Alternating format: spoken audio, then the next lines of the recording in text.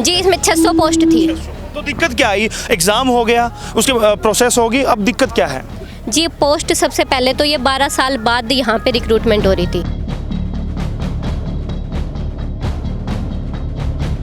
दूसरी चीज़, इसका सिलेबस जो हमें दिया गया था वो गलती से या फिर जैसे भी उनसे कोई भूल हुई हो, हमें आईएएस का जो सिलेबस था यूपीएससी ऑप्शनल एग्रीकल्चर का, वो सिलेबस दिया गया।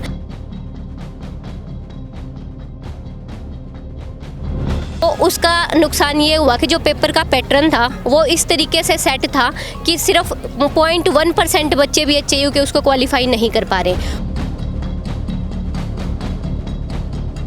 और हरियाणा सरकार ही है जो हरियाणा के बच्चों को रोज़गार देती है, सबसे पहला हक है उनका। और अगर वही बच्चे क्वालिफाई नहीं कर पा रहे तो उनका रोज़गार, उनका भविष्य खतरे में है।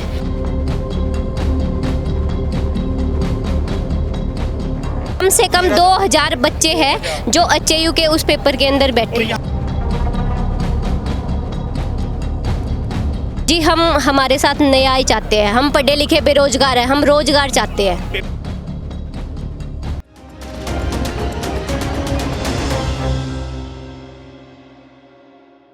नमस्कार, स्वागत है हरियाणा आज पर। काफ़ी बड़ी संख्या आपने देखी, युवा पीछे हैं, इसमें लड़कियां भी हैं, लड़के भी हैं। मसला क्या है, परेशानी क्या है, वो मैं बताने वाला हूं। मैं दिखा दूं, गुरु जंबेश्वर का मंदिर है और आदमपुर गांव में हम हैं और यहाँ पर क्या दिक्कत है। सबसे पहले बहन, क्या दिक्कत है, किस लिए इकट्ठे हुए हैं?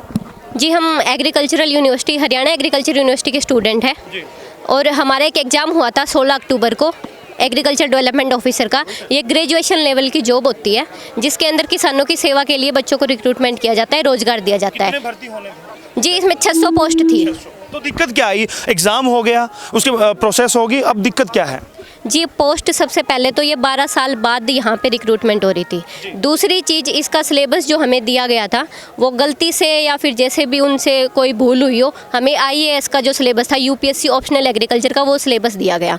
उसके बाद जो पेपर का पैटर्न था उसके अंदर एलिजिबिलिटी क्राइटेरिया 50% रखा गया, 45% जो रिजर्वेशन है उनके लिए, उसके साथ विद नेगेटिव मार्किंग। तो उसका नुकसान ये हुआ कि जो पेपर का पैटर्न था वो इस तरीके से सेट था कि सिर्फ 0.1% बच्चे भी एचएयू के उसको क्वालिफाई नहीं कर पा रहे। और हरियाणा सरकार ही है जो हरियाणा के बच्चों को रोज़गार देती है, सबसे पहला हक है उनका।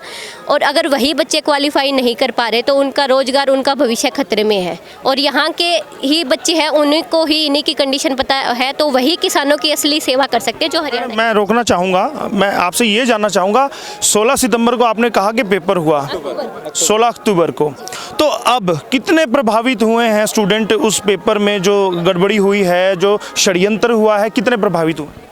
सर, सारे आपके सामने ही है ये भीड़। संख्या कम से कम 2000 बच्चे हैं जो एचएयू के उस पेपर के अंदर बैठे। यहाँ पर आपके साथ कितने आज पहुँचे हैं? 1000 बच्चों, 800 से 1000 बच्चे। अब आप चाहते क्या हैं, सरकार से क्या चाहते हैं? क्योंकि आज ओम प्रकाश धनखड़ जो बीजेपी प्रदेश अध्यक्ष हैं, उनसे आप मिले हैं, उनको ज्ञापन आपने दिया है, चाहते क्या हैं? जी, हम हमारे साथ न्याय चाहते हैं। हम पढ़े लिखे बेरोजगार हैं, हम रोजगार चाहते हैं। पेपर दोबारा कराना चाहते हैं? जी, अगर हमने सभी को अपना ज्ञापन दिया है, उनसे पूछा है, उनको बोला है कि एक निष्पक्ष कमेटी बना के जांच हो। अगर इसके अंदर ये जो भी त्रुटियां रही गई है, इनको सुधार का अलावा पेपर रिकंडक्ट ही है, तो हम यही चाहते हैं कि पेपर रद्द करके रिकंडक्ट। और एक और दूसरी चीज़ मैं आपसे जानना था, पूरा मसला बहन ने बता दिया है, अब चाहते क्या हैं, क्या सॉल्यूशन है इसका कि भविष्य खराब ना हो बच्चों का? सर, इस पे एक कमेटी बनाई जाए, एचयू के जो सीनियर साइंटिस्ट हैं उनका रिव्यू लिया जाए। अगर उनका रिव्यू ये आता है कि ये पेपर एडीओ के लेवल का नहीं था, यानी कि ग्रेजुएशन लेवल का पेपर नहीं था, तो इसको रिकंडक्ट करवाया जाए।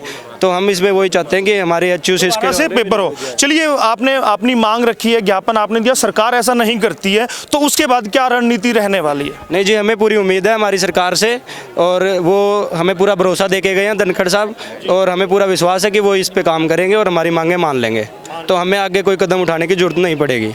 चलिए, उम्मीद करेंगे कि जैसा आप चाहते हैं ऐसा ही हो, ताकि भविष्य के साथ, बच्चों के भविष्य के साथ खिलवाड़ ना हो।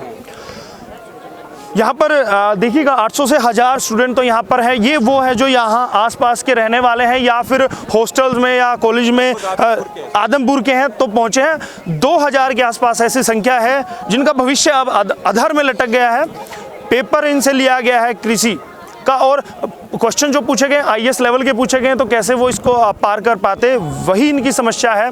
धनखड़ साहब को ज्ञापन दिया, अब देखना होगा कि कितनी जल्दी वो बात अपने मुख्यमंत्री तक पहुंचाते हैं और क्या इस बारे में कोई फैसला लिया जाता है, वो भी हम आपको दिखाएंगे। बस निवेदन है कि हरियाणा आज को आप सब्सक्राइब कर ले दोस्तों। यूट्यूब, फेसबुक, ट्विटर, इंस्टाग्राम सभी प्लेटफॉर्म पर हम हैं, आप वहां पर हमें देख सकते हैं। बहुत बहुत धन्यवाद। अजीत के साथ मैं यशपाल कंचन।